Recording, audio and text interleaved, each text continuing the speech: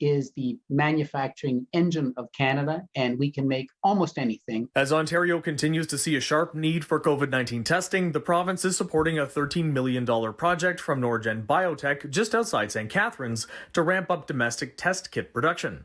The provincial contribution of nearly $1 million is expected to support 105 jobs.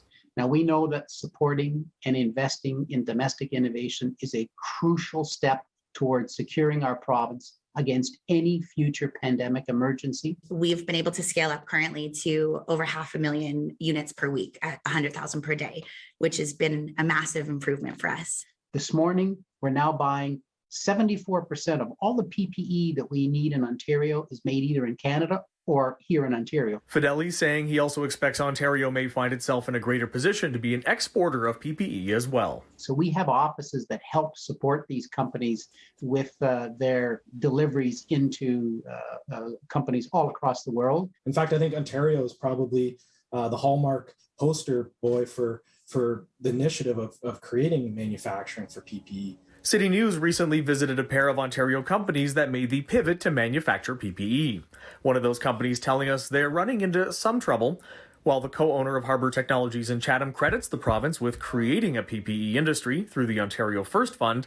Now that the PPE is made, it's not always easy to find a local buyer. The biggest procurement buyer being the hospital buying groups have resorted back to purchasing from overseas because they're directed to buy the cheapest product.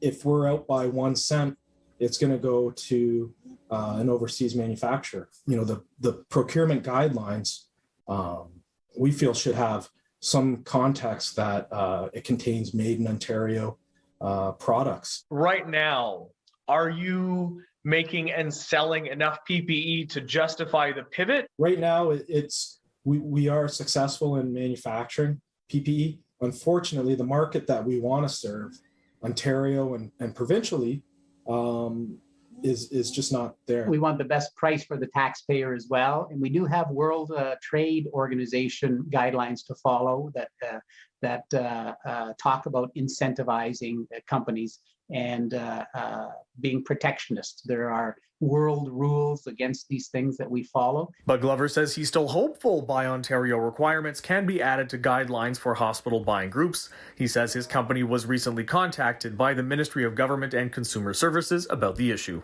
Possibly we might be able to express our concerns and show how this market could be really sustained and grow. For City News, I'm David Zura.